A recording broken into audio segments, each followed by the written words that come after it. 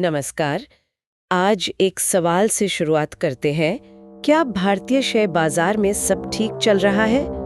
क्योंकि पिछले सिर्फ 60 दिनों में प्रमोटर्स और बड़े निवेशकों ने मिलकर, आप सोचिए, 1 लाख करोड़ से ज्यादा की हिस्सेदारी बेच दी है।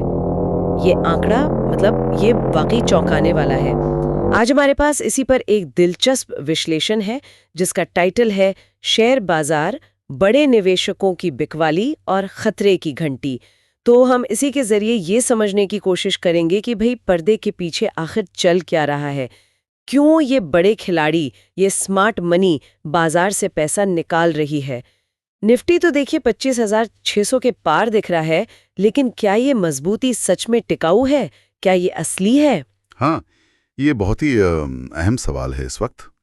और ये जो विश्लेषण है ये इसी तरफ इशारा कर रहा है कि ये जो छाल हम देख रहे हैं ये काफ़ी हद तक इंस्टीट्यूशनल फंड्स के आने की वजह से है।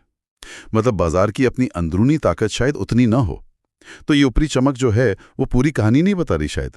अच्छा, तो ये जो 1 लाख करोड़ रुपए की भारी बिकवाली हुई, ये कौन लोग हैं इसमें शामिल? छोटे निवेशक तो नहीं होंगे जाहिर है। नहीं, बिल्कुल नहीं।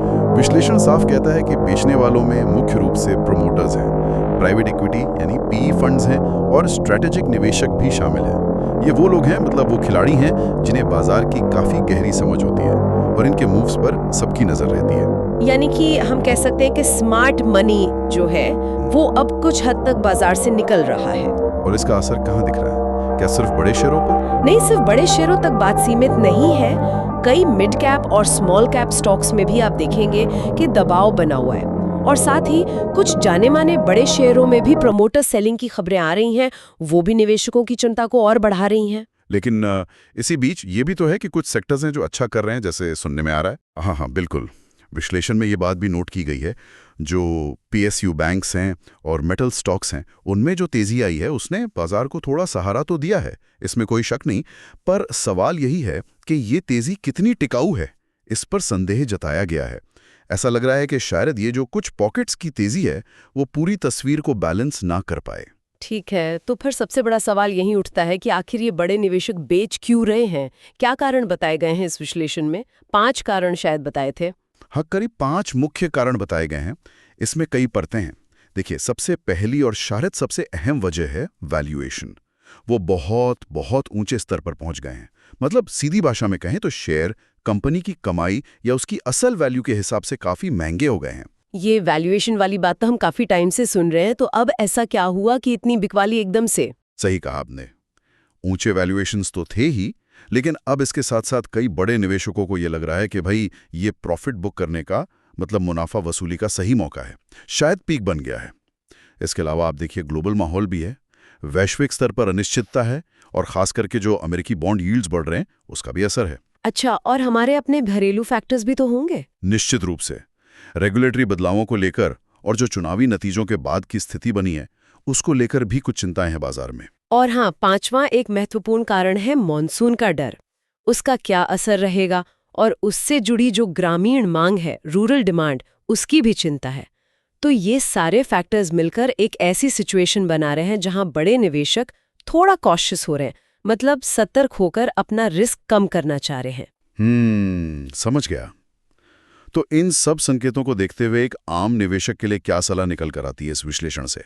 क्या करना चाहिए? सलाह काफी प्रैक्टिकल है। पहली बात तो ये कि बाजार की तेजी देखकर एकदम से बहुत ज्यादा उत्साहित या लालची होने से बचना चाहिए।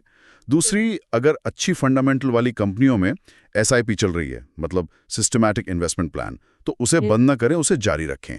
वो लॉन्ग टर्म के लिए अच्छा है। और नई खरीदारी, अगर कोई फ्रेश इन्वेस्टमेंट करना चाहे तो? हाँ, वहीं पर थोड़ी सावधानी बरतने की सलाह है। जो स्टॉक्स पहले ही बहुत तेजी दिखा चुके हैं, बहुत भाग चुके हैं, उनमें एकदम से कूदने से परहेज करें, सोच समझकर कदम उठाएं। और एक बहुत जरूरी बात, अपने पोर्टफोलियो में कुछ हिस्सा कैश यानी नकदी के रूप में जरूर रखें। अच्छा, ताकि अगर बाजार में कोई गिरावट आती है, कोई करेक्शन आता है, तो उसका फायदा उठाया जा सके। बिल्कुल सही, ताकि गिरावट के समय अच्छी कंपनियों के शेयर बेहतर कीमतों पर, डिस्काउंट पर खरीदने का मौका मिले। संक्षेप में कहें तो रणनीति ये होनी चाहिए कि घबराएं नहीं, पैनिक ना करें, लेकिन हाँ, सावधान रहें, विजिलेंट रहें। तो कुल मिलाकर देखें तो ये 1 लाख करोड़ रुपए की बिकवाली सिर्फ एक आंकड़ा नहीं है, ये एक बड़ा संकेत है।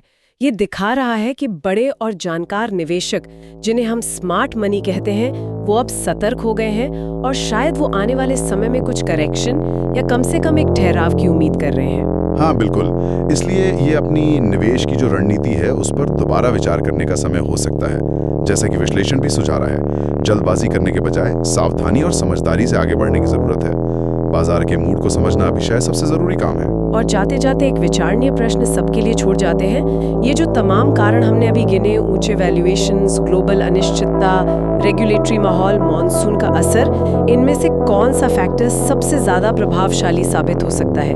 आने वाले कुछ महीनों में भारतीय बाजार की दिशा तय करने में किस फैक्टर का रोल सबसे अहम होगा? इस पर सोचना दिलचस्प रहेगा।